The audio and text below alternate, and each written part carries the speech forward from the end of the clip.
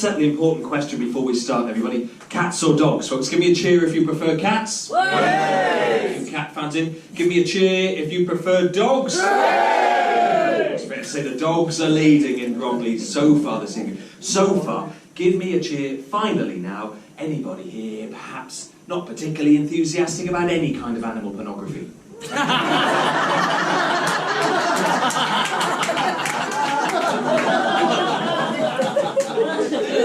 Glad we cleared that one up. There we are, that's bestiality done. Any questions so far? So it's Bill and Ben.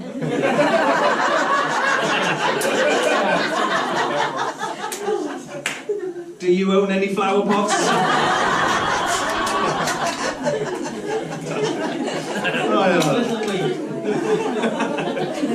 Oh dear. You often hear comedians do a joke, don't you, about themselves looking like a particular famous person. I've been wondering recently, could I do that? So I messaged my family WhatsApp group. I said, hey guys, are there any celebrities I remind you of? Just wondering. Now my mum replied instantly to this. She said, oh yes, actually. I've always thought you look exactly like that blonde singer from that band.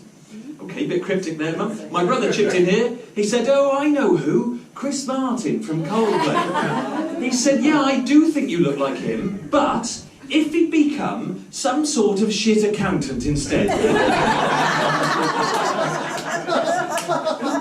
little bit offended that apparently most of you agree. And my mum replied, she said, no, it's not Chris Martin he reminds me of, no.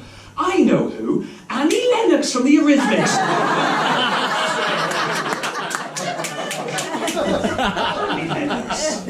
The reason we first set up our family WhatsApp group years ago now was to share directions to an event. And nobody ever bothered to change the name of the group in the years since. Which means we now exchange daily idle chit-chat and stupid videos off the internet in a group called Marjorie's Funeral. Lovely, isn't it? Nice lasting tribute to Marjorie. I think it's what they would have wanted. I think Marjorie would be really touched to know that in a single day once we shared 53 memes about King Charles's sausage fingers in their memories. To Marjorie, everybody!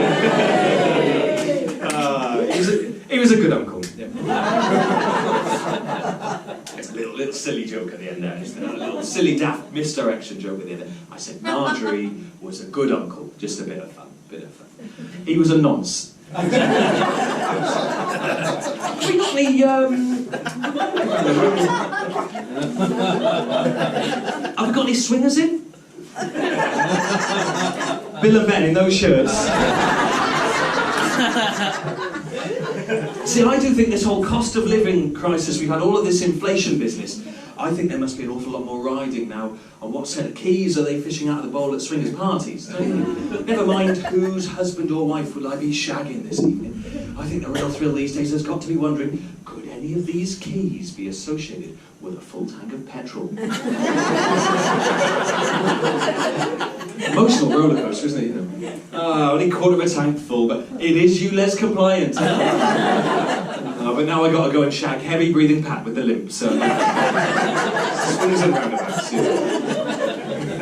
I did ask that question at a show recently. I said, have we got any swingers in? Two very enthusiastic voices right at the back of the room went, way! I said, oh, we've got some in. Let's meet these shaggers. I went like that to see who it was. It was my own mum and dad.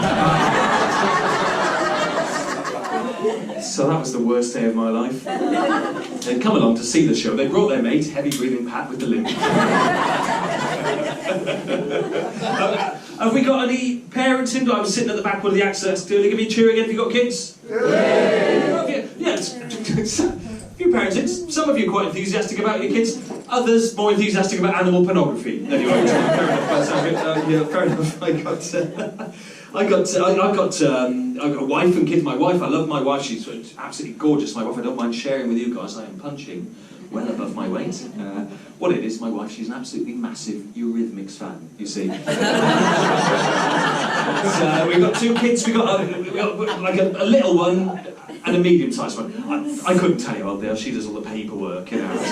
We've got two, I know that much. But I love being a dad, really. I remember I remember leaving the hospital when my son was born. Just walking on cloud 9, you know. Little did I know, in just a few minutes' time, I would need to declare myself bankrupt in order to settle 24 hours of hospital short-stay parking. But at this moment, I was walking on air, and I had this idea of me leaving the building and just romantically declaring to the whole world, "I've got a baby son and I love him!" You know, sort of like the opening scene of The Lion King, you know, Simba. He's not a lion, you understand what I mean? But I was exhausted at the time. Right? We'd been awake all night. What I actually did was wander into the hospital Starbucks, stood in front of the people in the queue, looking spaced out, pale. I looked like James on acid, probably. I just randomly shouted at them all, "I'm in love with a little boy!" Slightly different wording, very different meaning, isn't it? You, as a parent of little ones, parents in the front row here? You guys, Bill and Ben? Yeah, how old are your ones? Well, he's over there.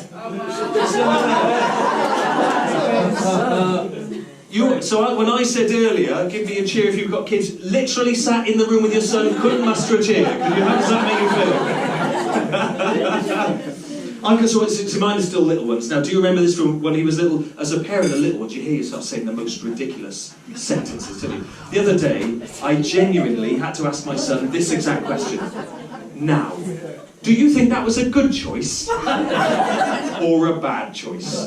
To put your willy on someone else's table in a restaurant? In case anyone's unsure, that's a bad choice. Okay? We don't do that. It was my own doing, this situation. When I say my own doing, I don't mean I'd got his cock out for a long time. I mean, I'd been in charge of bath time a few evenings previous to this at home. During the course of this bath time I was supervising, my son stood up in the bath and very casually placed his willy on his sister's head. I thought this was absolutely hilarious. I pissed myself laughing. This left my son under the very clear but false impression that putting your willy on things is perfectly acceptable. Encouraged even. So there we are, fair enough. Fast forward, Sunday lunch last weekend. Toby Carvery. I know what some of you are thinking. Hello, Toby Carvery. Someone's doing all right in comedy. I'm bragging, I know. We were sat around having a jolly nice chicken dinner. We were in Toby Carvery. We had the best table in the restaurant because one of the waiters had mistaken me for Annie fucking Lennox. Having a jolly nice chicken dinner, my son clocked two lovely sweet old ladies on the table next to us, and he decided to engage them in some laddie banter. He went over to their table, stood on a chair, took out his little willy. I won't demonstrate here, you can picture this. He just nonchalantly just plonked it down on their table, and then he just stood there. Just, ta-da! Just waiting for them to laugh. How do you like that? Now, I don't know if any of you have ever witnessed a 2-year-old commit a sex crime in a Toby Carvery.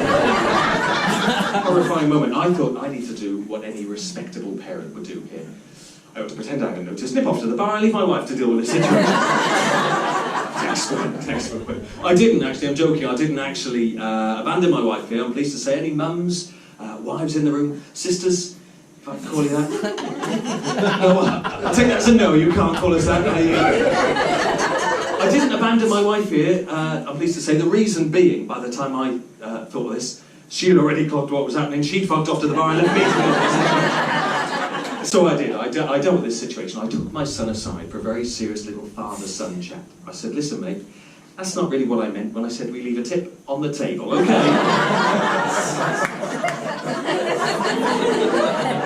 That was a 5-minute setup for a pun about the end of my son's willy, everybody. How much have you paid for your tickets this evening? Nothing. Willy, that's what you get for that. Oh dear, how are we doing for time here? What have we done? Animal pornography, swingers and little boys' willies. So, I hope this hasn't been too intellectual for you. So far this evening. You guys are absolutely lovely. Do you know, I've been, you really are a lovely crowd. I've been doing comedy for about 5 years or so now, not even remotely successful. You're welcome. Can I just say, from the heart, in all seriousness, it has been a lifelong ambition of mine to perform in Bromley, Wendover Lawn. Thank you for helping me take this one off the bucket list. I'm joking, you guys are absolutely cracking crowds, thank you very much. I do know that's a true story, my son genuinely did that. You know. So it's a bit of a low point in terms of parenting achievement, except there was one absolutely brilliant moment, which was these very two lovely sweet little ladies' reaction. This is word for word what happened. One of them, she turned round, she clocked my son, this little todger, on the table, dangerously close to a smashed avocado on toast. And she went, "Ooh!" And I promise you, this is verbatim what she said. She went, "Well, do you know, June, I haven't seen one of those since 1997.